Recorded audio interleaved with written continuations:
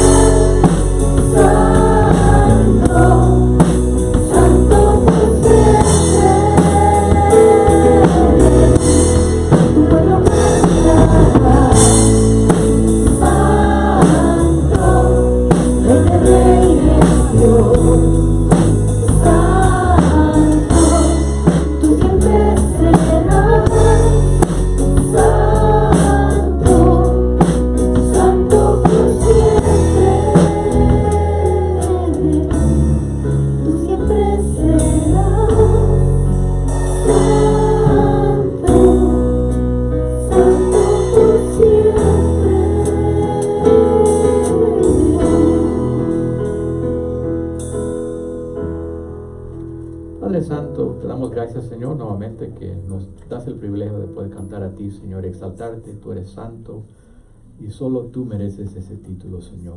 Nos presentamos delante de ti a exaltarte, Señor, y en esta mañana pedimos que tú nos hables a través de tu siervo, Señor, que nuestro corazón esté atento y nuestros oídos estén dispuestos a escuchar tu palabra, Señor. Venimos delante de ti, en el nombre de Cristo Jesús. Amén. Podemos tomar nuestros asientos, hermanos.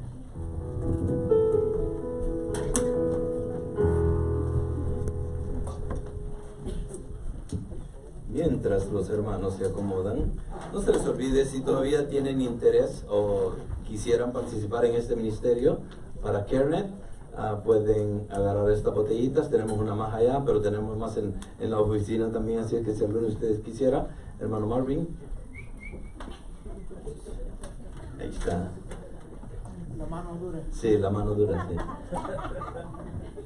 No se les olvide también en eso mismo de traerlos, no el próximo domingo, pero el 21, que sería el Día del Padre. ¿Es el 21, sí o no?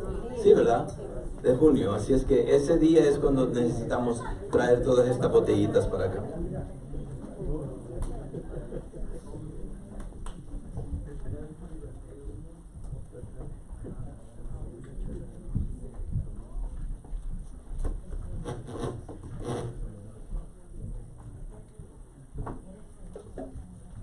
Bueno, con eso en mente, abran su Biblia en el capítulo 14 del libro de Apocalipsis.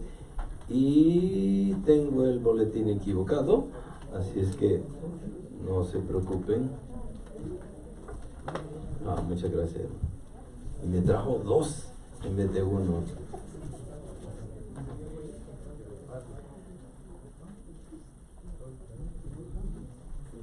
Uy,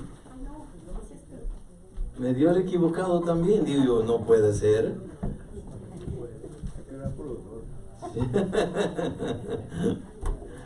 Ok, el libro de Apocalipsis, capítulo 14, del versículo del 6 al 13 está acá, pero solo vamos a desarrollar los primeros del 6 al 11. No vamos a entrar a los demás, así que, pero vamos a leerlo todo. Ahí sí, es que ahí donde estamos. Brian, it's good to see you. Versículo 6, y vi volar en medio del cielo a otro ángel que tenía un evangelio eterno para anunciarlo a los que moran en la tierra, y a toda nación, tribu, lengua y pueblo, diciendo a gran voz: temed a Dios y dadle gloria, porque la hora de su juicio ha llegado. Adorad al que hizo el cielo y la tierra, el mar y las fuentes de las aguas.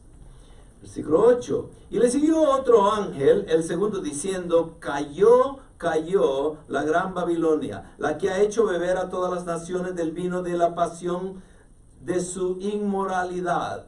Entonces los siguió otro ángel, el tercero, diciendo a gran voz: si alguno adora a la bestia y a su imagen y recibe una marca en su frente o en su mano, él también beberá del vino del furor de Dios, que está preparado puro en el cáliz de su ira, y será atormentado con fuego y azufre delante de los santos ángeles y en presencia del Cordero.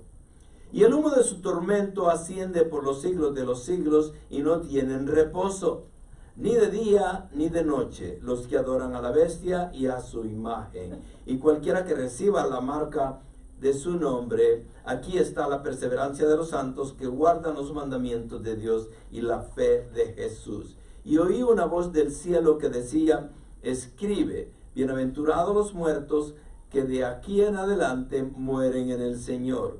Sí, dice el Espíritu, para que descansen de sus trabajos, porque sus obras van con ellos. Vamos a orar. Señor, nuevamente te agradecemos, Señor, por el privilegio que nos has dado de poder estar en un libro que pudiera ser temático y difícil, pero, Señor, confiamos en tu misericordia, en tu sabiduría, que viene por medio del Espíritu Santo a la vida de cada uno de nosotros para tener el discernimiento sabio y poder leer las Escrituras de acuerdo como tú lo dejaste, Señor, y poder interpretar no lo que nosotros querramos, sino lo que tú tienes para que nosotros podamos utilizarlo en la vida y en la piedad, Señor. Padre, te pedimos que te quedes con nosotros, que abres nuestra mente, nuestro corazón a escuchar de tu palabra y que la abracemos y la hagamos nuestra y la practiquemos en nuestro diario vivir para honra y gloria de tu nombre. Y es en el nombre de tu Hijo Jesús que oramos. Amén.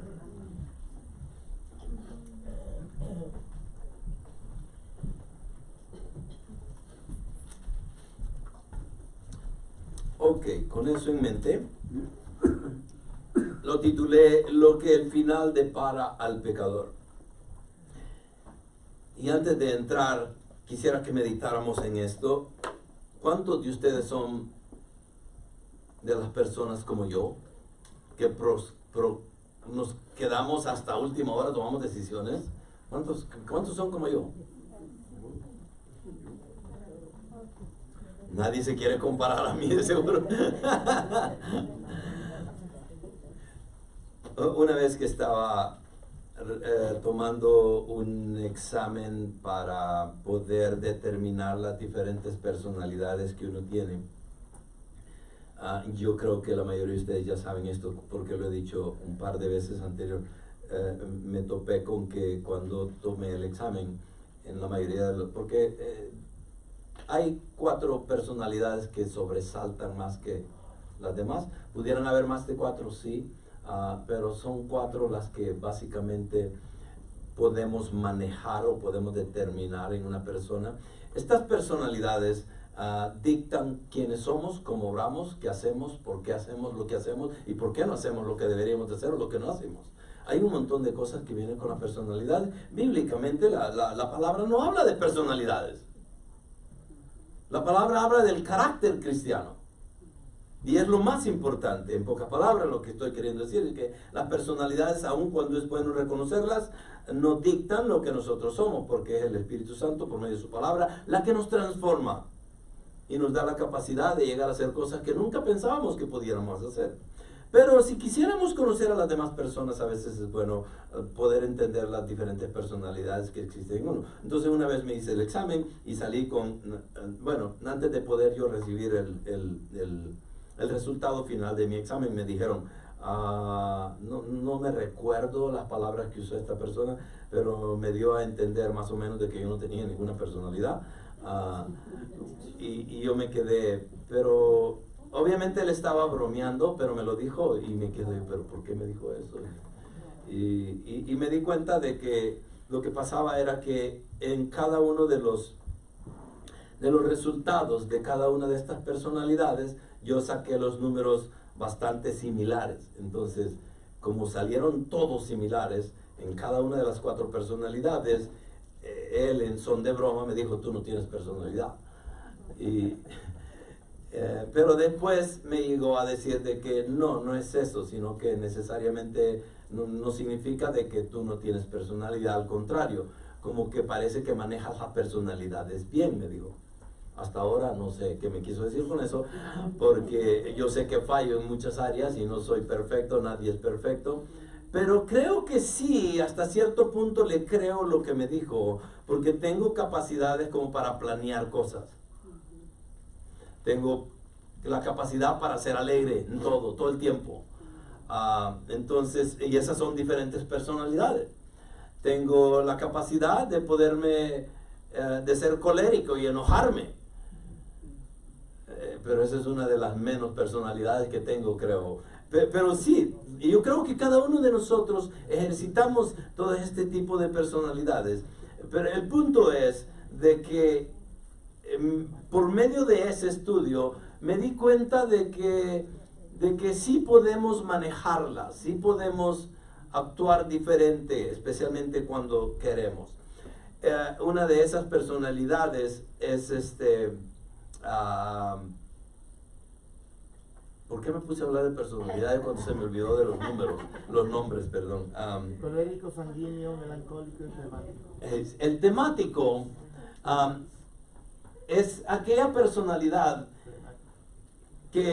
flegmático, sí. Es aquella personalidad que piensa muy bien las cosas para hacerlas. Es detallista en todo. Se toma el tiempo para averiguar todo.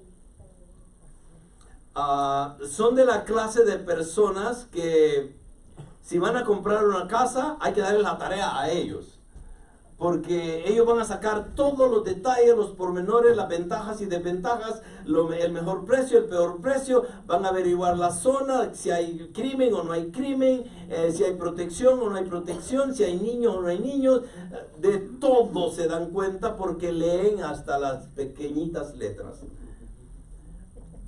Y eso es bueno, eso es muy bueno. El problema con una persona con ese tipo de capacidad es que le toma un mundo para decidir. Antes, ahora todo se hace electrónico. Antes, cuando ustedes compraban un ticket para viajar de un país a otro, les daban un ticket pero bien largo y venían unas especificaciones en qué se debe hacer y qué no se debe hacer en un vuelo y todo esto. Esta clase de personas con esa personalidad leían atrás y adelante y hasta que terminaban de leer volaban, si no, no volaban. Ahora, ¿cuál es el punto de todo esto? El punto es el siguiente: no seamos como esa clase de personalidad de que si no lo tenemos todo en orden no vamos a decidir algo. Y es exactamente a lo que vamos a entrar acá en este capítulo, en estos versículos. Estamos llegando al final y vamos a ver lo que le depara al pecador, a la humanidad, a las tribus, a las naciones, a las lenguas que han quedado en esta última tribulación, y que a pesar de todos los testigos que han estado predicando el evangelio, los 144,000 que mandó el Señor a predicar, a los 2 testigos que murieron, ángeles y un montón de situaciones, todos los juicios de Dios, 200 millones de demonios en la tierra matando gente, 1/4 de la humanidad se ha desaparecido y todavía siguen sin doblar rodilla. Y la pregunta es, ¿por qué no? Y yo sé que ustedes han conocido a la persona que dice, ahorita no. Cuando esté en el hospital, ya en la última hora, yo creo que ahí voy a decidir. Y nos vamos a llevar una gran sorpresa, que cuando estemos en el hospital no va a haber oportunidad para ser salvo, ya pudiera ser. Y hemos omitido lo más importante. Hemos dejado a un lado lo principal. Se nos ha olvidado de que el cielo es real, Dios es real, Satanás es real, el infierno es real. Se nos ha olvidado de que si rechazamos a Cristo continuamente, va a haber un momento en que nuestro corazón, en vez de estar más sediento de Él, se va a endurecer más al punto de no doblar rodilla. Y hemos caído en una situación precaria en la que en vez de buscar del Señor, continuamos en nuestro rechazo hacia Él. Y pensamos que porque hemos oído que Dios es un Dios de amor y es un Dios misericordioso, que Él me va a esperar en mi tiempo. Dios no opera de esa manera. Y nos encontramos con personas que al final de los tiempos, en las profecías finales, todavía viendo todo lo que va a pasar, y esto lo vimos en el capítulo 6, donde reyes y de todos, me da un título de todos los seres humanos que todavía están en la tierra, no aceptan, ni creen, ni se esconden, pero no son quienes doblan rodilla ante su Dios Todopoderoso, aun cuando están viendo todas las tribulaciones que Dios ha traído a la tierra por medio de las 7 trompetas, de los 7 sellos, y todavía aún así no queremos doblar rodilla ante Cristo.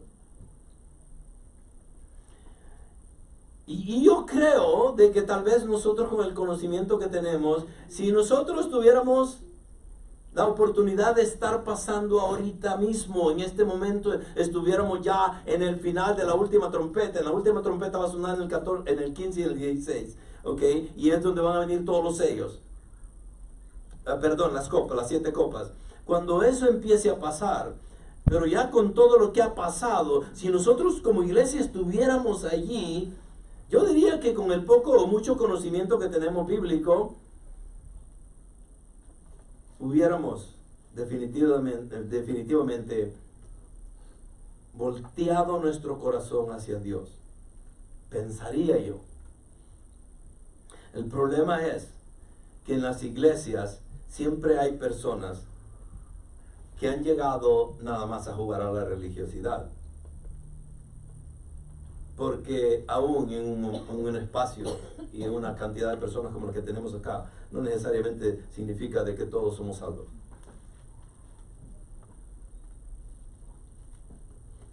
¿Por qué? Porque hay personas que no han entendido, hay personas que están jugando con la religión o con la idea de ser salvos.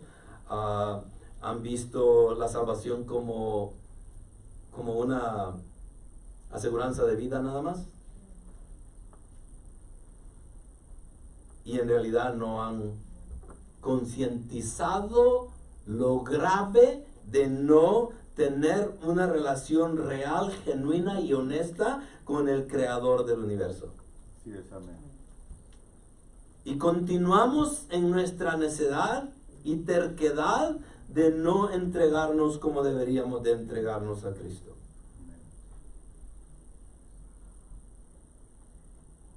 Y llegamos a un capítulo como este y vamos a darnos cuenta de que Dios en su misericordia continúa por medio de su gracia tratando de alcanzar en el último instante posible a todo aquel que esté dispuesto a abrir su corazón a Él. Y vamos a ver estos 3 ángeles que traen mensajes diferentes. Pero el primero es acerca de la salvación eterna. Y vamos a entrar. El capítulo 14 cambia dramáticamente del 12 y el 13. Satanás está en acción al principio en el capítulo 14. Dios está en acción antes de que los detalles de la 7ª trompeta mencionados en el capítulo 11 se desarrollen en los capítulos 15 y 16. El capítulo 14 nos da 3 visiones. La primera visión tiene que ver con los 144,000, que ya lo vimos. La segunda, que es la que vamos a ver ahora, es la visión que tiene que ver con una serie de ángeles. Y la última sería la visión que tiene que ver con esta hoz afilada en la mano de Dios que trae juicio a las naciones. Entonces vamos a estar viendo esta segunda visión. En el libro de Apocalipsis, los ángeles son muy mencionados. Ni en ningún otro libro bíblicamente hablando van a encontrar la mención de los ángeles como se encuentran en el capítulo de Apocalipsis. Es el libro de los ángeles porque tiene más de 60 referencias a ellos. Más que cualquier otro libro del Nuevo Testamento, los seres angelicales están alrededor del trono de Dios adorándolo como creador y redentor. Llevan mensajes y noticias, contestan las preguntas de Juan e interpretan algunas visiones. Además anuncian los juicios de las trompetas y los de las copas, lanzan a Satanás del cielo, abren y cierran el abismo y encadenan al enemigo por 1000 años. En el capítulo 14, los ángeles hacen anuncios y ejecutan juicios. Todo eso está pasando en el libro de Apocalipsis. Entonces los ángeles son personajes que están muy activos, guiados por Dios para llevar a cabo la última cosecha, si le pudiéramos llamar así. Porque el punto principal es que Dios pueda rescatar a todos aquellos que va a rescatar aún en la tribulación. Entonces, con eso en mente, entremos a ver lo que tienen que decir estos ángeles. Y el tema sería cuando el final llegue. ¿Qué vamos a estar haciendo cuando el final llegue?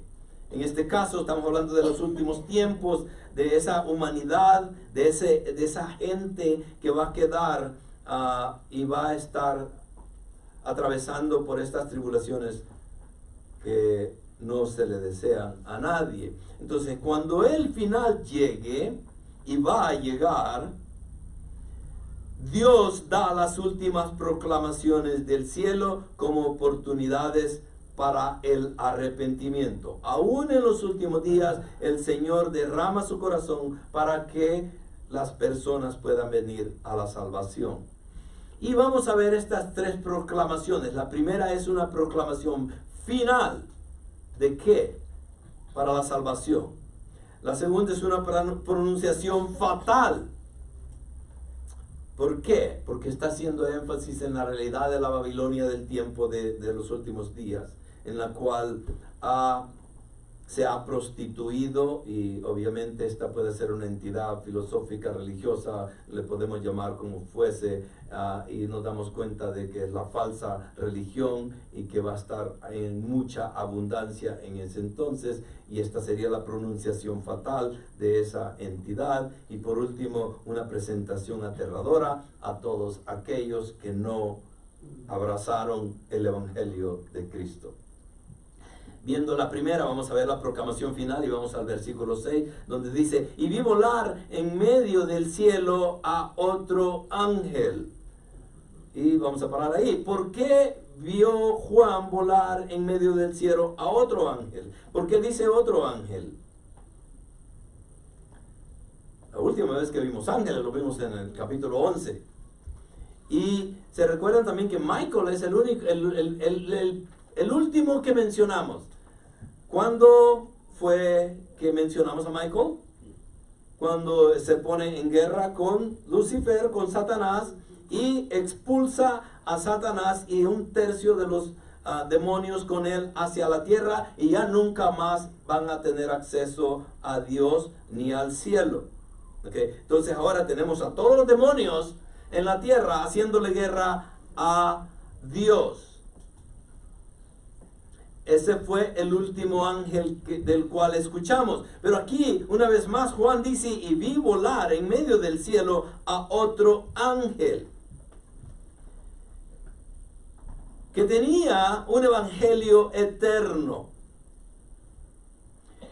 No sé la versión en inglés, no me recuerdo, no la leí esta vez, pero no sé cómo dice al principio, pero en el español acá dice: y vi volar en medio del cielo a otro ángel. El medio del cielo, de acuerdo a las escrituras en el griego, nos da a demostrar que es en el tiempo en el cual el sol alcanza su altitud mayor hacia la tierra, o sería el mediodía. Cuando el sol está en medio, cuando son las 12 del mediodía, en ese punto todo el mundo, por lo menos en el área donde está, se puede ver ese sol en medio. Entonces este ángel va a estar volando y se va a posicionar en medio. En pocas palabras, donde ustedes ven el sol, allí va a estar él proclamando un evangelio eterno. ¿Hacia quiénes? Hacia todas las naciones, a toda tribu, a toda lengua y a todo pueblo. ¿Para qué? Porque va a anunciar ese evangelio eterno a los que moran en la tierra. ¿Y cuál es el propósito? Muchos han dicho, y hay diferentes posiciones cuando se trata del evangelio eterno, muchos han dicho que este es un evangelio diferente al evangelio de Cristo, al evangelio de la paz, al evangelio de la gracia. El evangelio del Señor es el mismo. Es una forma diferente de exponerlo acá en sus últimos días, pero el propósito principal del evangelio es el mismo, y ese es convencer al pecador de su pecado para que se arrepienta y poder poner su confianza, su fe en Jesucristo como único Rey y Salvador de su vida. No hay otra manera de poderlo entender. Si alguien me dijera: bueno, el evangelio eterno no es ese, eso es diferente. El problema es que no hay ninguna explicación diferente a la que ya yo les expliqué. no existe otra cosa que pudiera ser el evangelio eterno. Tiene que ver con el mismo evangelio que se ha predicado desde 2000 años para acá. ¿A quién va dirigido? Ese evangelio va dirigido a todos los moradores de la tierra, a toda nación, a toda tribu, a toda lengua y a todo pueblo. Y ya vamos a llegar a un versículo que yo siempre pensaba en este versículo y decía, ¿cómo se va a llevar a cabo esto? Y siempre me preguntaba yo, ¿qué es lo que va a pasar en el futuro? Y ya vamos a llegar ahí. Entonces, pero este evangelio eterno, ¿qué tiene? Es el evangelio que salva. Este es el evangelio de la salvación. Empecemos entonces a ver cuál es el mensaje acá. Como ya les dije, notamos al principio del versículo 6 que dice, vi otro ángel. Ya ha habido muchos. De hecho, hablamos de que en cada capítulo, del capítulo 4 al 14, aparecen ángeles, excepto en el capítulo 13. Ya pasamos el capítulo 13. Si les pregunto de qué se trata el capítulo 13, ¿se acordarán? Claro. De la bestia y el falso profeta. Ok. Las dos bestias, ¿se recuerdan? La primera bestia que salió del mar, la segunda bestia que salió de la tierra, y todo tiene que ver ¿con quién? Con la Trinidad inicua. ¿Sí se recuerdan? El dragón, Satanás, el falso profeta y el anticristo, todo eso. Entonces, en ese es el único capítulo en el cual no vemos ángeles, o por lo menos de los buenos. ¿Ok? Entonces, pero aquí vemos a otro. Y seguramente hay millones de ellos. En el capítulo 5, en el versículo 11, dice que el número de los ángeles reunidos alrededor del trono de Dios era de miriadas y miriadas, que serían miles y miles.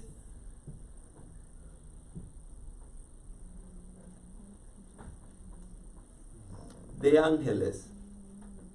Y una forma de describir lo indescriptible o contar lo incontable. Uno de esos millones de santos ángeles es seleccionado aquí para un propósito muy único. Estos versículos representan a un mensajero angelical volando sobre la tierra, proclamando el evangelio eterno. Este ángel declara el mismo mensaje predicado por Pablo, Pedro, Juan y el resto de los apóstoles. Es el mismo mensaje predicado por la verdadera iglesia durante los últimos 2000 años. El mensaje que este ángel transmite es el mensaje de salvación a través de la obra determinada del Señor Jesucristo. Juan dice que este es el evangelio eterno y puede sonar distinto al evangelio que escuchamos predicar hoy. No es tan diferente, pero está dirigido a un tiempo específico. A quienes estén en la última parte de la gran tribulación, por lo tanto, todavía resuena algo del mensaje del evangelio. Es evangelio, pero es el evangelio de la forma que toma cuando ha llegado la hora del juicio. Es uno de los últimos llamados de gracia a un mundo apóstata. Me recuerdo estudiando la Biblia y cuando la leía y dije, llegaba al capítulo 24 de Mateo y siempre era muy interesante porque me quedaba, ¿qué quiere decir esto? ¿Qué quiere decir esto? ¿Qué quiere decir esto? ¿Qué quiere decir esto? Mateo 24. Y muchas de las cosas pudieran ser obvias ahora o pudieran ser más fácil de entenderlas para mí. Pero cuando empezaba a estudiar la Biblia no lo entendía. Y me recuerdo que una vez que llegué al capítulo 24, versículo 14, donde dice lo siguiente: y este evangelio del reino se predicará en todo el mundo como testimonio a todas las naciones, y entonces vendrá ¿qué? El fin. Entonces en mi mente yo decía, ok, ya había leído Apocalipsis, pero nunca me había enfocado en el capítulo 14 y no había entendido. Estaba ciego. Pero leí este capítulo 24, el Señor en el Monte de los Olivos, dando ese discurso tan precioso. Y hablando del versículo 14, en el versículo 14 en el cual dice, y este evangelio del reino se predicará a todo el mundo como testimonio a todas las naciones, y entonces vendrá el fin. Yo dije, ¿cómo el Señor va a hacer para que en realidad todas las naciones, todo el mundo, toda lengua, todo pueblo pueda escuchar la realidad del evangelio? Y me imaginaba un montón de cosas. Inclusive hubo había muchas emisoras, y han habido y continúan emisoras cristianas, televisivas o de radio o como fuese. Me recuerdo que había una que se llamaba Ángel, una emisora en el cual el objetivo de esta radio era poder predicar el evangelio y que todo el mundo lo escuchara.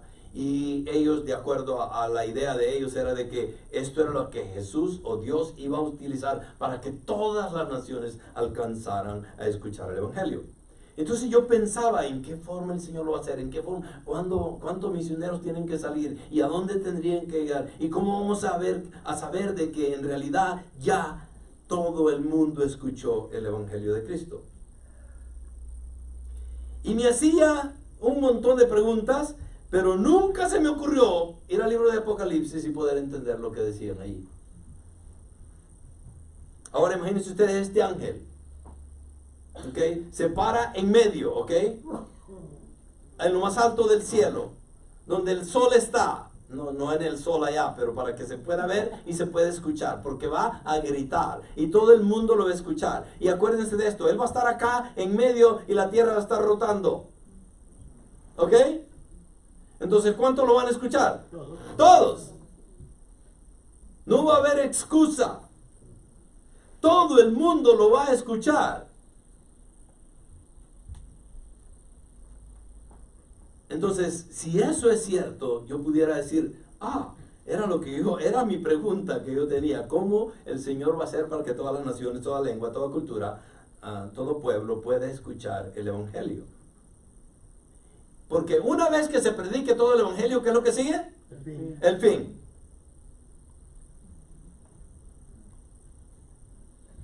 Y creo que Dios, en su misericordia, dice, ¿cómo en la salvación? ¿De quién es la salvación?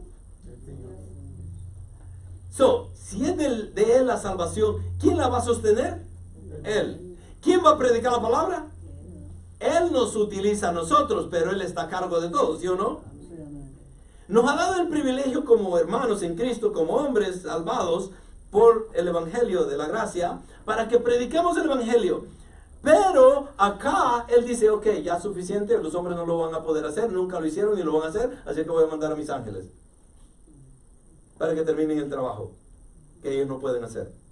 Entonces vendrá el fin, pero para eso Él tiene que mandar estos seres angelicales. Entonces, el primer ángel recuerda al lector que durante la tribulación y en medio de tantas experiencias difíciles que habrá en la tierra, el evangelio seguirá siendo anunciado. Todos los seres humanos oirán el evangelio y tendrán la oportunidad de arrepentirse de sus pecados y escapar de la muerte eterna.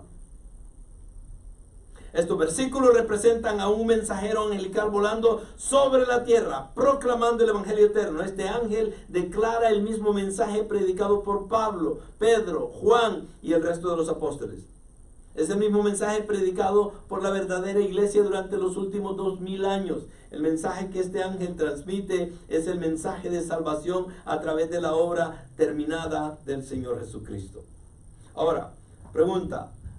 ¿Cuántos de ustedes, si yo les preguntara, o si alguien les preguntara afuera o acá inclusive, ¿cuál es el evangelio? ¿Cuál es el verdadero evangelio? ¿Y qué versículos utilizarían ustedes para poderlo explicar? ¿Cuántos de ustedes dirían 1 Corintios 15, 3 y 4, que es la mejor descripción del evangelio? Ok, ¿cuántos de ustedes dirían eso? ¿O cuántos de ustedes dirían, no, es San Juan 3:16? Creo que Pablo lo encierra mejor en los capítulos, en el capítulo 15, en los versículos 3 y 4. Entonces, con eso en mente, examinemos qué es el evangelio entonces. Miren lo que sigue acá.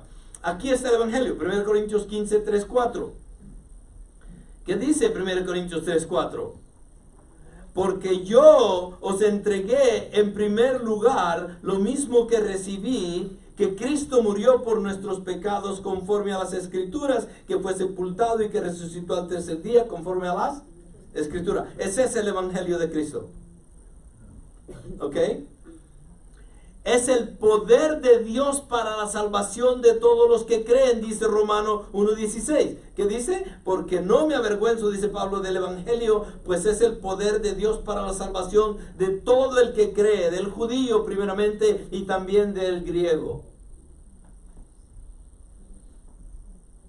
Es un mensaje simple. De acuerdo a Romanos 19. 19 dice que si confiesas con tu boca a Jesús por Señor y crees en tu corazón que Dios lo resucitó de entre los muertos, serás salvo, porque con el corazón se cree para justicia y con la boca se confiesa ¿para qué?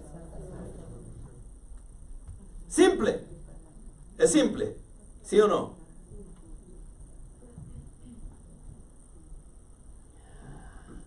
También es un mensaje que está disponible. Romanos 10:13 dice que porque todo aquel que invoque el nombre del Señor será ¿qué? Salvo. La pregunta entonces, ¿por qué es que no todos son salvos? Porque no están dispuestos. También es un mensaje de amor. Juan 3:16, y ya se lo saben de memoria, porque de tal manera amó Dios al mundo que dio a su Hijo unigénito para que todo aquel que cree en Él no se pierda, mas tenga vida eterna. También es un mensaje de esperanza, de acuerdo a Juan 6:37, donde dice: todo lo que el Padre me da vendrá a mí, y al que viene a mí de ningún modo lo echaré fuera.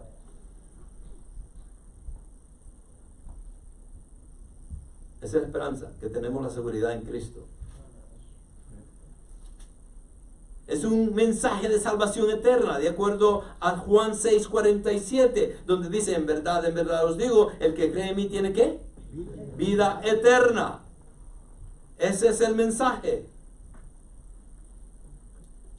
También Juan 10:28 habla de esa eternidad. Yo les doy vida eterna y jamás perecerán, y nadie los arrebatará de mi mano. Pero es un evangelio de paz también con Dios, de acuerdo a Romanos 5:10, donde dice: porque si cuando éramos enemigos fuimos reconciliados con Dios por la muerte de su Hijo, mucho más, habiendo sido reconciliados, seremos salvos por su vida. También es el mismo mensaje que fue proclamado en el huerto de el Edén, de acuerdo a Génesis 3:21. El Señor Dios hizo vestiduras de piel para Adán y su mujer y los vistió. Ese es el protoevangelio que está en el capítulo 3 desde el 15 en adelante. También fue y representa, de acuerdo a Juan 19, lo que Dios hizo, lo que Jesucristo hizo en el Calvario. Entonces Jesús, capítulo 19, en el libro de Juan, versículo 30, dice: cuando hubo tomado el vinagre, dijo: consumado es, e inclinando la cabeza entregó el Espíritu. Vemos que eso terminaba la compra que Cristo mismo había hecho por cada uno de nosotros. Hasta ahí terminaba su sacrificio o su obra, que tenía un objetivo principal, y ese era comprar a cada uno de nosotros. Y el precio que pagó fue su muerte, y fue su sangre derramada la que nos dio el privilegio de llegar a ser hijos de Dios. Es un mensaje tan fresco como la necesidad de hoy, sin embargo, es más antiguo que la creación. ¿Por qué? Primera de Pedro 1:18 dice, del 18 al 20: sabiendo que no fuisteis redimidos de vuestra vana manera de vivir, heredada de vuestros padres, con cosas perecedoras como oro y plata, sino con sangre preciosa como de un cordero, sin tacha y sin mancha, la sangre de Cristo, porque Él estaba preparado ¿desde cuándo? Desde antes de la fundación del mundo. pero se ha manifestado en estos últimos tiempos por amor a vosotros. ¿Cuándo nos salvó Cristo entonces? Desde antes de la fundación del mundo.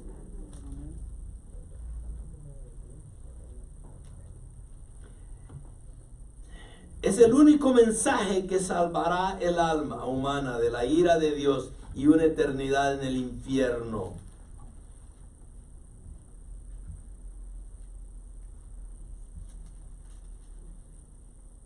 Apocalipsis 13:8 dice, y la adoraron todos los que moran en la tierra. ¿De quién estamos hablando acá? Y la adorarán todos los que moran en la tierra. ¿A quién? A la bestia, al anticristo, cuyos nombres no han sido escritos desde la fundación del mundo en el libro de la vida del Cordero que fue inmolado. Y yo no sé si ustedes, para los que creen en la elección, más claro que eso tampoco no lo podemos ver. Sí, amén. Sí. Los nombres de los salvados fueron escritos también en la eternidad pasada. Amén. Obviamente, no solamente los salvados, y hablamos de eso en 1 Pedro, pero también, porque el Cordero inmolado, desde antes de la fundación del mundo, ya había dado su vida por nosotros, y nuestro nombre ya estaba escrito en el libro de la vida, pero también el de estos moradores de la tierra que adoraron a la bestia, no estaban desde la fundación del mundo en el libro de la vida. Es increíble.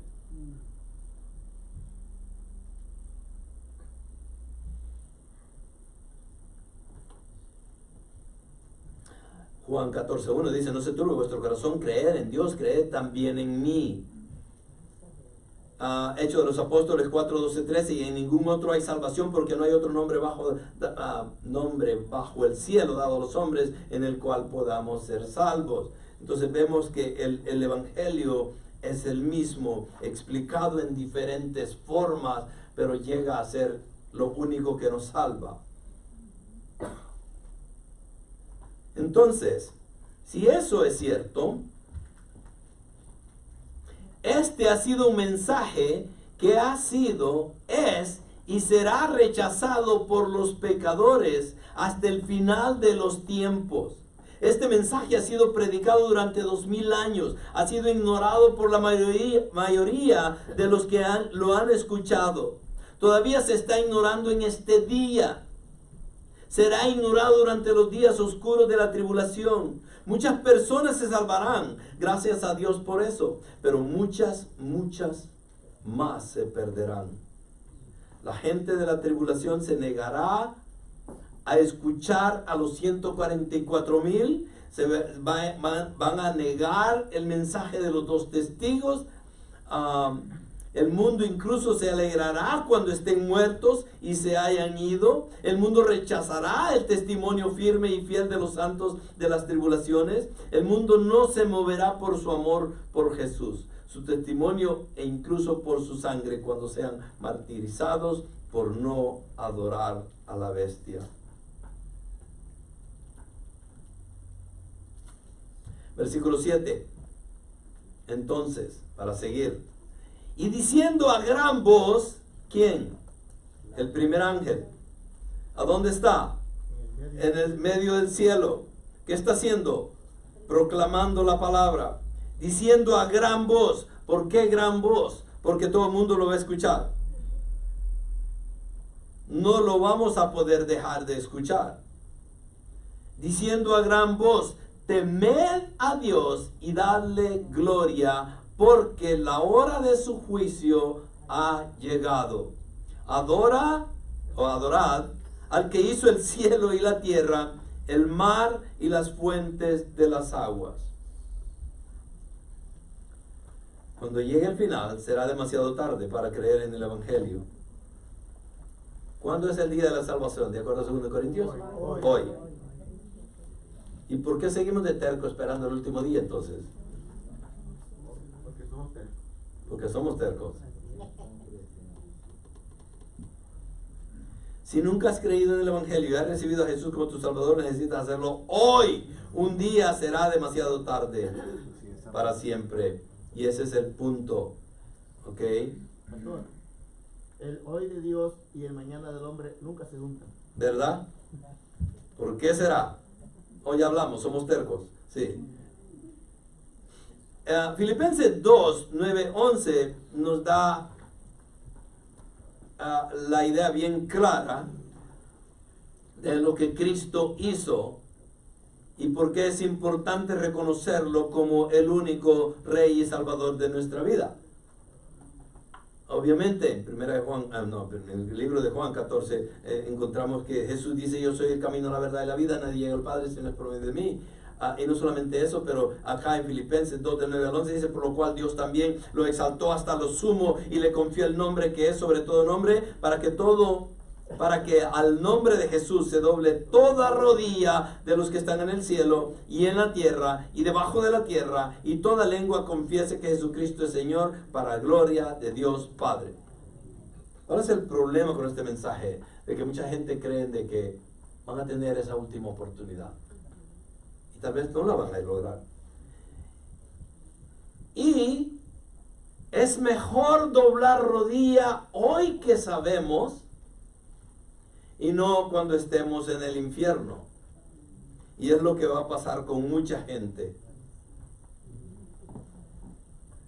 Porque dice de que para que al nombre de Jesús se doble, ¿qué? Toda rodilla de los que están, ¿a dónde? En el cielo, todos los salvos, en la tierra y debajo de la tierra. ¿Dónde es debajo de la tierra? El Hades, el infierno, el Seol. Y toda lengua confiese que Jesucristo es Señor, para gloria de Dios Padre. Ahora, pregunta: ¿cuántos de toda la humanidad que Dios ha creado van a confesar el nombre de Jesús? Todos. ¿A unos que están en el infierno? Sí, a unos que están en el infierno. Entonces, si eventualmente lo vamos a hacer en un lugar o en el otro, ¿por qué no hacerlo hoy?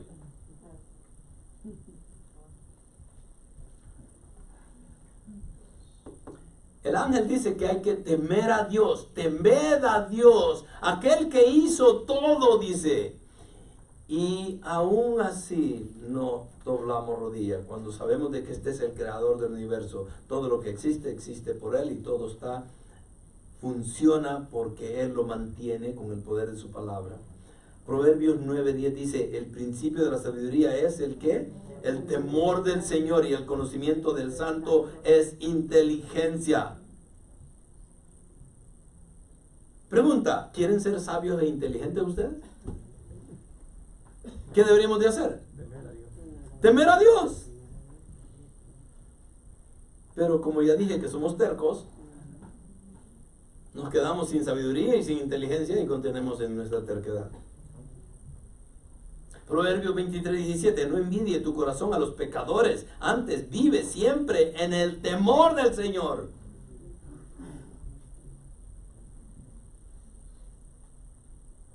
Interesante este proverbio porque es una realidad.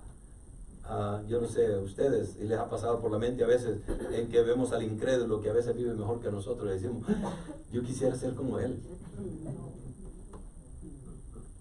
Tal vez no lo decimos de esa manera, pero hasta cierto punto envidiamos lo que ellos tienen y quisiéramos hasta cierto punto ser como ellos, aunque tal vez no sale o verbalmente lo digamos.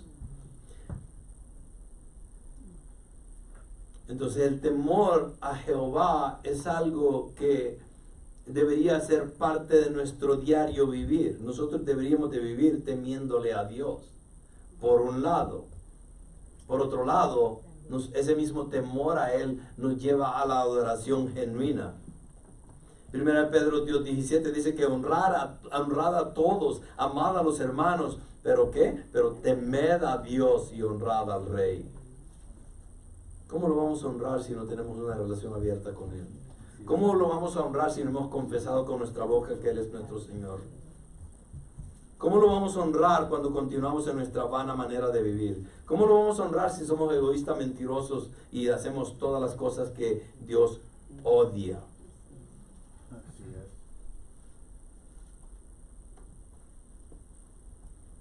Kittle, es un comentarista, dice lo siguiente: aquí está la amarga ironía de su suerte. ¿De quiénes? De los que incrédulos. Aunque se condenaron a sí mismos por la eternidad al rehusarse a enfrentar la verdad, un día serán obligados a encararla.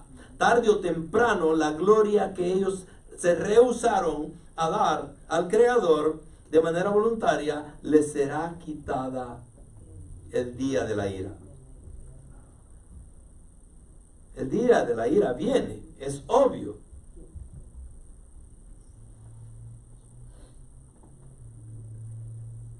Pero ¿por qué esperar el día de la ira para ser conmovido a creer en Dios? Cuando la palabra me dice muy claramente, de acuerdo a 2 Corintios, que pues él dice: en el tiempo propicio te escuché y en el día de salvación te socorrí. He aquí ahora es el tiempo propicio, he aquí ahora es el día de la salvación.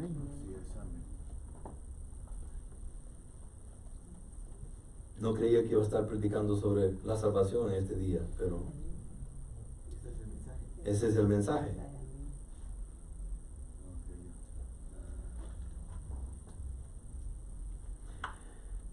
Continuemos. El mundo hará oídos sordos a todos los esfuerzos humanos para llevarlos a Jesús. ¿Se recuerdan de los 144,000? ¿Se recuerdan de los 2 testigos? ¿Se recuerdan de todos los judíos que van a ser convertidos? ¿Todos los israelitas que van a ser salvos? ¿Todos ellos van a predicar el evangelio también en el día de la tribulación? ¿En el tiempo de la tribulación? Obviamente que sí. ¿Van a ser escuchados? Tal vez por algunos, pero no por la mayoría. En un esfuerzo final por alcanzarlo, Dios confiará el evangelio a un ángel. Él predicará el mensaje a una audiencia universal. Llamará a todas las personas en todas partes a huir de la ira que viene. Él invitará a todas las personas a venir a Jesús para la salvación. Los llamará a rechazar el anticristo y a abrazar el verdadero Cristo. ¿La invitación va a estar abierta? Sí. ¿Para quiénes? Para todos. ¿Todos van a responder? Es obvio de que no. Miremos a nuestro alrededor el mundo en que vivimos.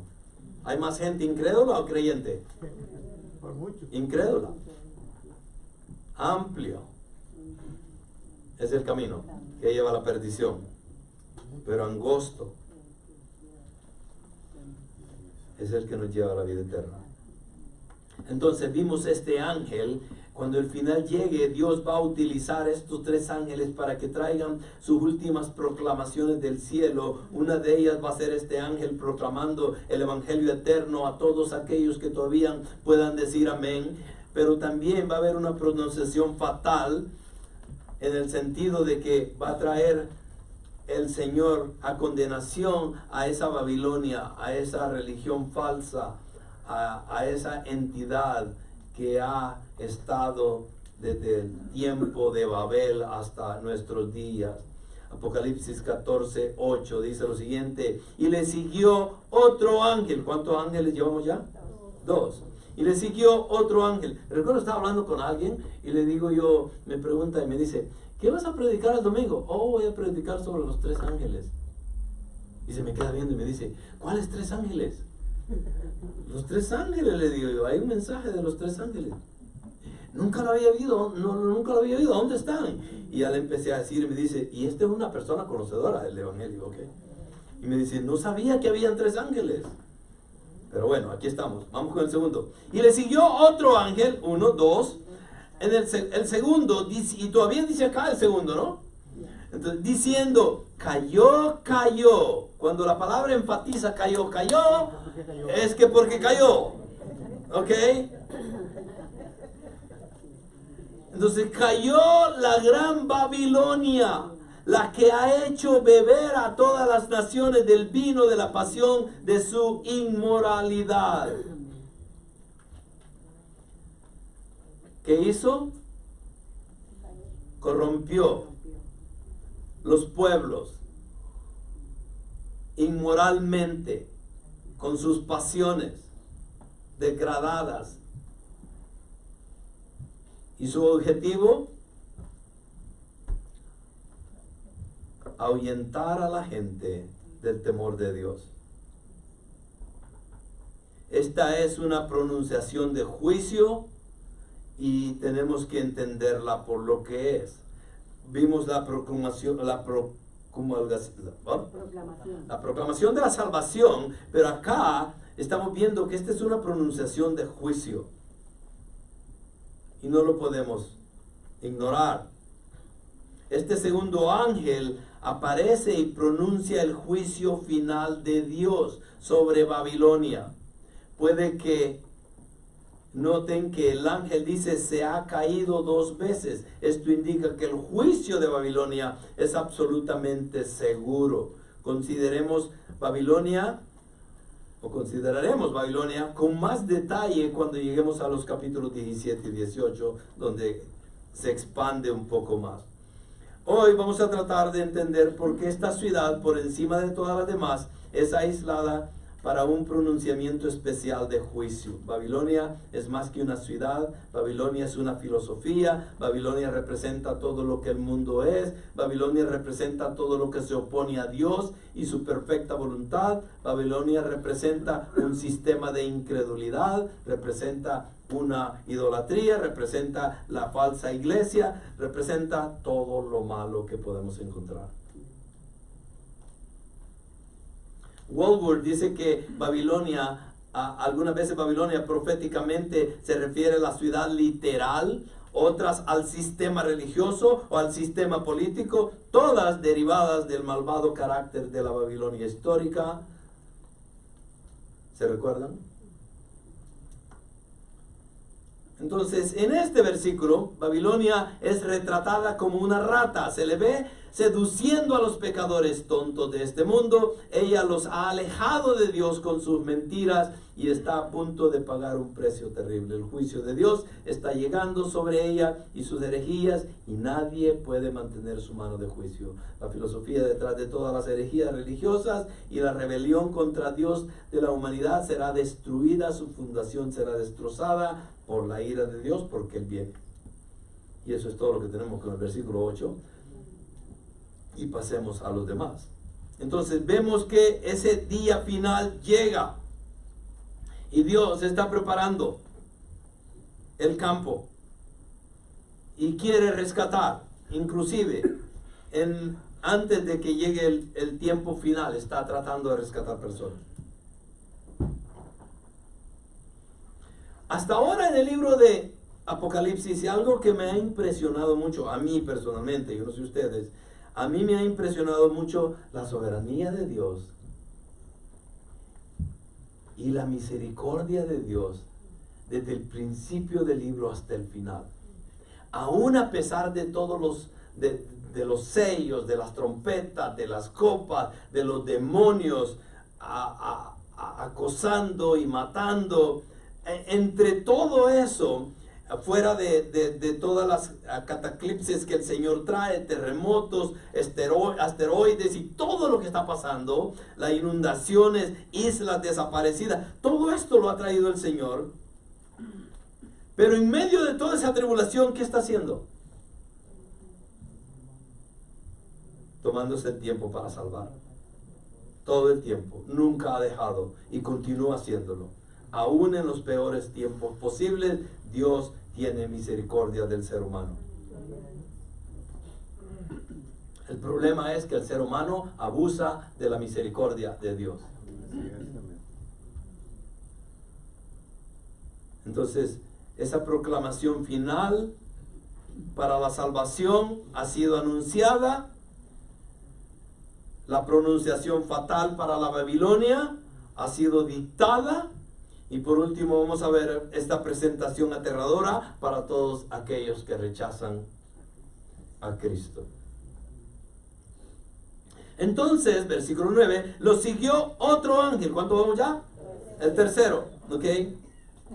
Diciendo a gran voz: si alguno adora a la bestia y a su imagen, y recibe una marca en su frente o en su mano, ¿qué va a pasar?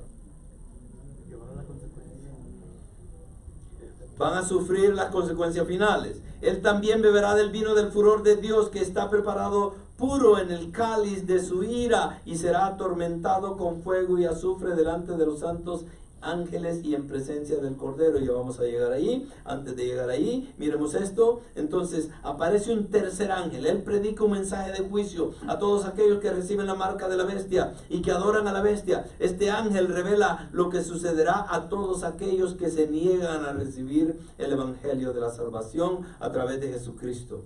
Este ángel predica un mensaje temible, pero es uno de los que debemos tomar nota. Hoy, ¿por qué? Porque siempre caemos en lo mismo, en que a veces pensamos de que decimos, gloria a Dios porque yo ya soy salvo. Pero si en realidad somos conscientes de lo que está pasando en el mundo, nos damos cuenta de que inclusive en nuestras familias hay personas que no han abrazado el evangelio de la paz. Y la cruda realidad es que ellos van a ir a un infierno eterno, al cual no se le desea a nadie.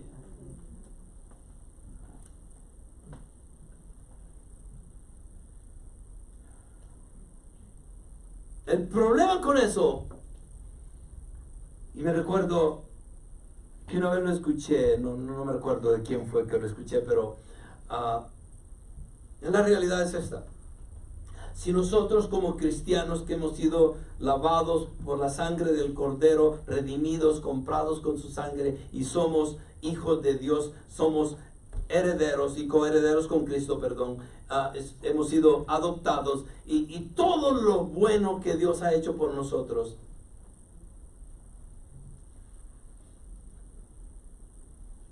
¿No creen ustedes que si mañana fuera el fin del mundo, que Dios viene mañana,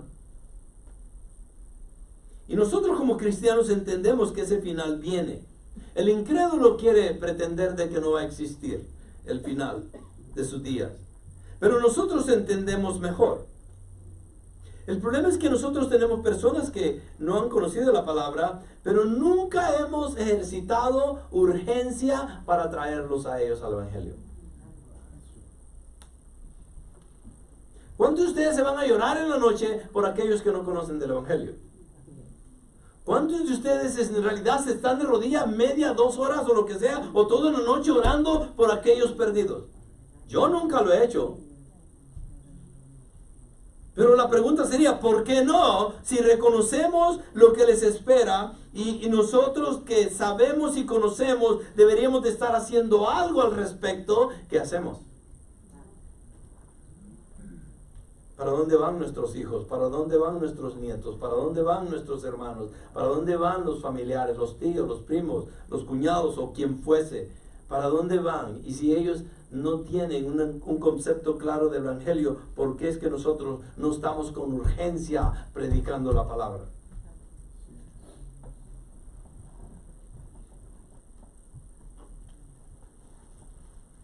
¿Será que somos egoístas y como, pues ya soy salvo, es suficiente? Ya, cada quien librando su cacaste, dice. Esa no es la forma en cómo Dios opera. Dios es misericordioso y Dios es un Dios de oportunidades. A nosotros nos dio un montón de oportunidades antes de que pudiéramos llegar al evangelio. De la misma manera, Él quiere darle oportunidad a los demás. Y Él quiere utilizar a cada uno de nosotros para que nosotros seamos los embajadores del evangelio de Cristo. ¿Cuánto lo estamos haciendo?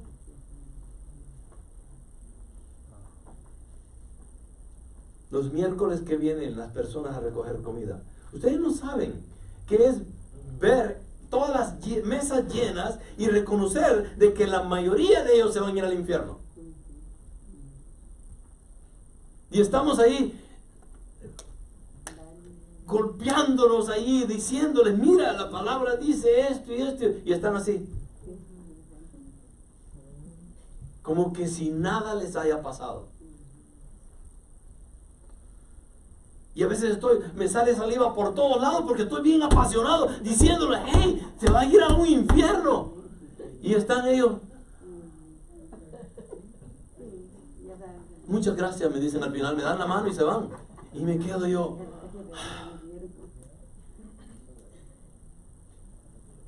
Pero parece broma, pero es la realidad de todos. Imagínense que Spurgeon lo pone de esta manera. Spurgeon dice, nosotros deberíamos de estar agarrándoles los pies a todos estos que se están yendo al infierno. Deberíamos de estar colgados de sus zapatos, jalándolos con el evangelio de Cristo para que no vayan al infierno. Así lo dice Spurgeon. Pero ¿cuántos de nosotros podemos decir, oh sí, I've been there, yo estoy haciendo eso? Sí, yo estoy haciendo y lo he hecho y lo voy a continuar haciendo. Ninguno. Yo no lo he hecho, ni lo estoy haciendo. ¿Lo están haciendo ustedes? Solo el hermano Jesse dijo amén. Yo lo hago cuando puedo. Y obviamente yo lo hago también. Ya les expliqué lo que pasa los miércoles. Me apasiono y llego con el deseo de que alguien diga, ¿sabe qué? Gracias. Soy salvo ahora por lo que usted ha dicho. Pero nunca voy a saber. Pero por lo menos lo quiero continuar haciendo.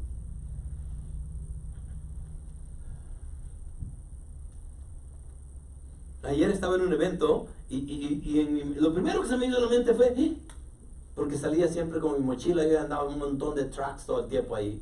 Y ayer fui sin nada y decía, hubiese querido andar en que sea $1 millón acá para poderlo repartir. Y no lo hice. ¿Saben por qué? Porque a veces fallamos y no somos intencionales y deberíamos de ser intencionales. ¿Por qué? Porque nuestra intención tiene que ver con la vida y la muerte, ¿sí o no? Hay personas que se van a ir al infierno y si yo no hago lo que debería hacer, voy a dar cuenta de eso, ¿sí o no?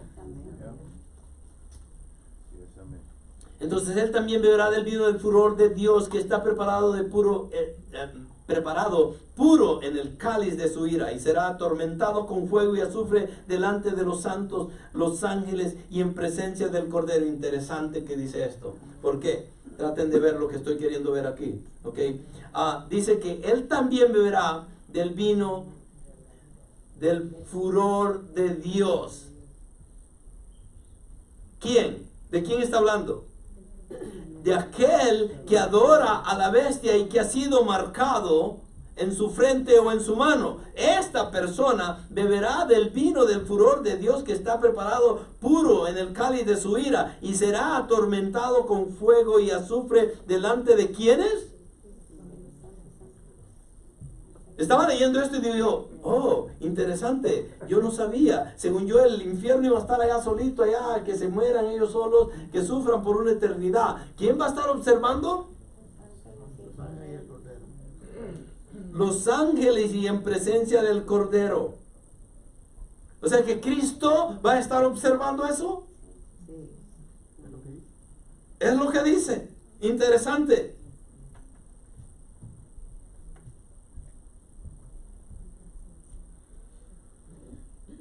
Ahora, traten de entender esto, ¿no? Esta gente ha llegado a su final y la ira de Dios viene sobre ellos.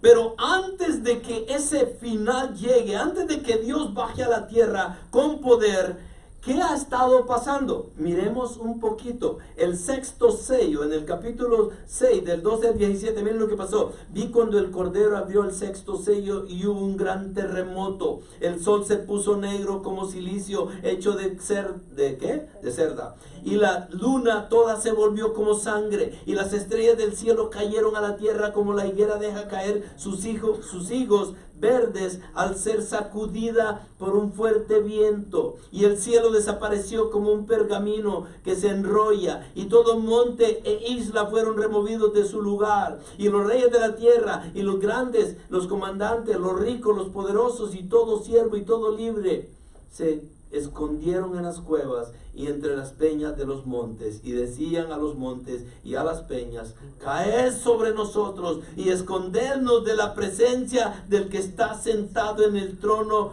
y de la ira del Cordero. Estos personajes que van al infierno, ¿conocían de Cristo? Ahí está, se los acabo de leer. ¿Qué están diciendo ellos? Mira lo que dicen, se lo voy a leer otra vez porque aparentemente no me entendieron. ¿Ok? Dice, Y los reyes de la tierra, y los grandes, los comandantes, los ricos, los poderosos, todo siervo y todo libre, se escondieron en las cuevas y en las peñas de los montes, y decían a los montes y a las peñas. ¿Qué es lo que van a decir? ¿Quiénes? Todas estas personas. ¿Qué van a decir? Caed sobre... ¿a dónde iba? Sí, caed sobre nosotros y escondernos de la presencia del que está sentado en el trono y de la ira del Cordero. ¿Entienden teología? Sí. ¿Biblia? Sí. Pero no se rindieron. Exactamente. La pregunta sería, ¿no sería interesante encontrar personas en nuestra iglesia de que entienden todo esto, pero están de necios todavía? Porque ha llegado el gran día de la ira de ellos, y ¿quién podrá sostenerse? ¿Quién se pudo sostener? Hablamos de los 144,000 la semana pasada, ¿recuerdan? Kiro dice lo siguiente: aquí está la amarga ironía de su suerte. Aunque se condenaron a sí mismos por la eternidad a rehusarse a enfrentar la verdad, un día serán obligados a encararla. Tarde o temprano la gloria que ellos se rehusaron a dar al Creador de manera voluntaria les será quitada el día de la ira. Y no solamente eso, pero de acuerdo a Filipenses 2 también, ¿qué van a hacer? Aún en el infierno van a doblar rodilla y adorar a Cristo. La idea de que Dios tiene la copa de la ira, la cual hace que aquellos bajo el juicio la beban, está expresada más de 13 veces en la Biblia. Salmos 75:8, Jeremías 25:15, son algunos ejemplos. Esta es la idea detrás de la copa de Jesús que quería evitar si hubiera sido posible. Mateo 26:39, ¿se recuerdan? Jesús decía: haz pasar esa copa. Y por último, ¿qué pasó? Hizo la voluntad del Padre, porque Él vino con un propósito: obedecer la voluntad del Padre. Por eso murió en la cruz. Jesús voluntariamente tomó la copa de la ira del Padre, la cual nosotros merecemos. Aquí los enemigos de Jesús no tienen elección, son forzados a tomarla. Wow. Apocalipsis 14:11, el último. Y el humo de su tormento asciende. ¿Por cuánto tiempo? Por los siglos de los siglos. Y no tiene reposo ni de día ni de noche los que adoran a la bestia y a su imagen, y cualquiera que reciba la marca de su nombre. ¿El infierno es eterno o no es eterno? Porque hay personas que dicen que no es eterno. Ellos no quieren que sea eterno. Exactamente. ¿Quiénes son las personas que no creen en la eternidad del infierno? ¿Los adventistas? Ellos no ¿Ok? creen. El testigo de Jehová tampoco. ¿Los testigos de Jehová? ¿Los adventistas? Hablan de la ¿Los mormones también? ¿Ok? Hablan de la aniquilación. Exactamente. Pero cuando no entendemos esas cosas, ahí estamos con los testigos de Jehová, con los Seventh Day Adventists. El miércoles tuve una señora, Margarita se llama.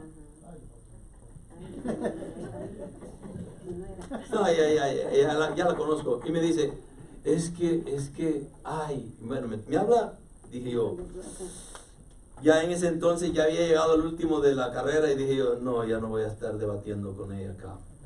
Dios tiene misericordia de ella y Él va a hacer su obra, dije yo. Un día de esto, si quiere, va a regresar, y ojalá que regrese. El punto es, esta es una condenación. Es una promesa de una condenación para todo aquel que rehúse aceptar al Hijo como el único Rey y Salvador de su vida. Y ya saben y han despreciado, han rechazado la verdad. Y lo más horrible de todo esto es que se nos da un vistazo de los horrores que esperan al pecador perdido en las llamas del infierno. El versículo 11 es muy claro: el infierno es un lugar de tormento interminable e imaginable para el pecador perdido. Cuando mueren sin Jesús, irán al infierno. Una vez allí, nunca sabrán el segundo de descanso o alivio. Ellos irán al lugar donde nunca morirán, sufrirán a lo largo de la eternidad mientras soportan la ira del Dios en el infierno. ¿Y quién los va a estar observando? El Cordero de Dios y los ángeles.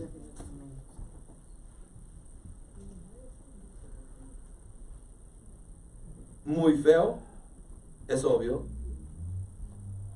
La pregunta sería, ¿no tenía que terminar de esta manera? para esta gente. No tiene que terminar de esta manera para ustedes si están acá y no conocen de Cristo.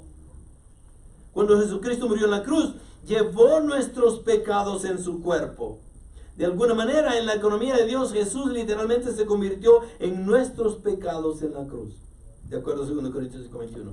Durante ese tiempo en la cruz, Dios juzgó a Jesús como si fuera tú y yo. Derramó su ira sobre el cuerpo de su Hijo. El juicio fue tan completo que Jesús incluso gritó en su angustia que había sido abandonado por el Señor, de acuerdo a Mateo 27:46. Señor, Señor, ¿por qué me has abandonado? ¿Se recuerdan?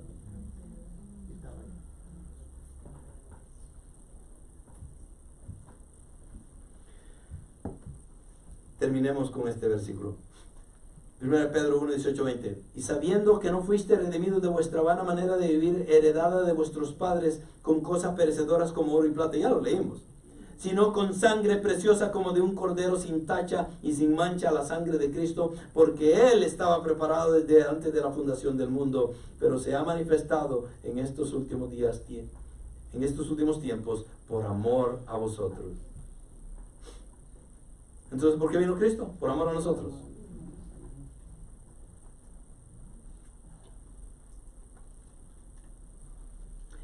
Eclesiastés 11:13 dice lo siguiente: si el árbol cae hacia el sur o hacia el norte, en el lugar donde cae el árbol, allí estará.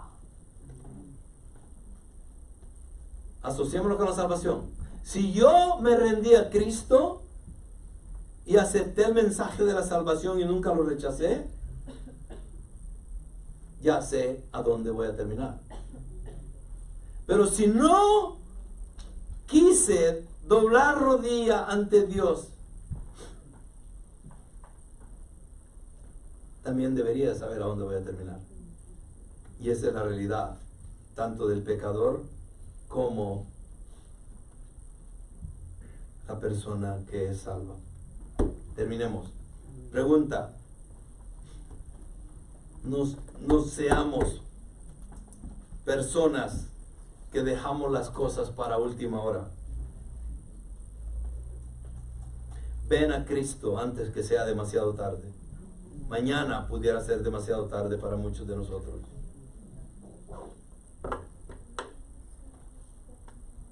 Espero que ninguno de ustedes acá hoy tenga que estar batallando con la realidad de que Cristo quiere salvarnos. Y todavía estoy meditando en eso. Hoy es el día de la salvación, no mañana. Y Dios es misericordioso y continúa tocando nuestras vidas. La palabra es clara. También este mensaje no es solo para los de la tribulación, es para nosotros hoy, ahora. El problema es que no lo queremos ver así de veces.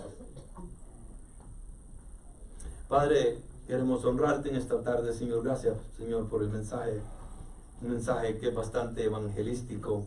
Señor, ayúdanos a reconocer de que nuestra salvación debería de ser tomada muy seriamente y no jugar con ella. Padre, que tú puedas hacer hincapié en lo importante que es que nuestra relación contigo sea real. Y que no estemos jugando a la religiosidad.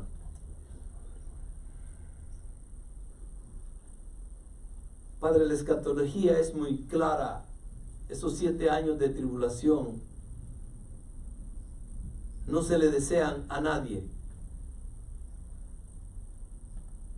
Y vamos a meditar en lo que aprendimos ahora, Señor, y reconocer de que aún en esos tiempos tan difíciles, el hombre va a continuar en su necedad y va a rechazar el evangelio de la salvación.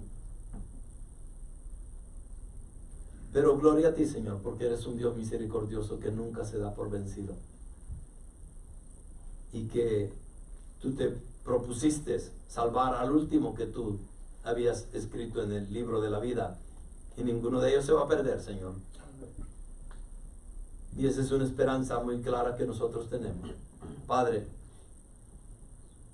que podamos salir hoy de este recinto y tener la seguridad de que mi nombre está escrito en el libro de la vida.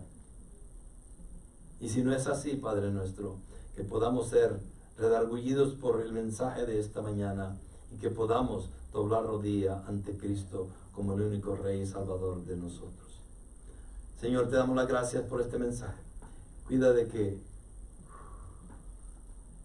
podamos meditar en él por el resto de la semana, por el resto de nuestra vida, porque lo que has hecho en nuestras vidas no tiene precio. Gracias te damos, Señor, por el mensaje. En el nombre de Cristo Jesús oramos. Amén.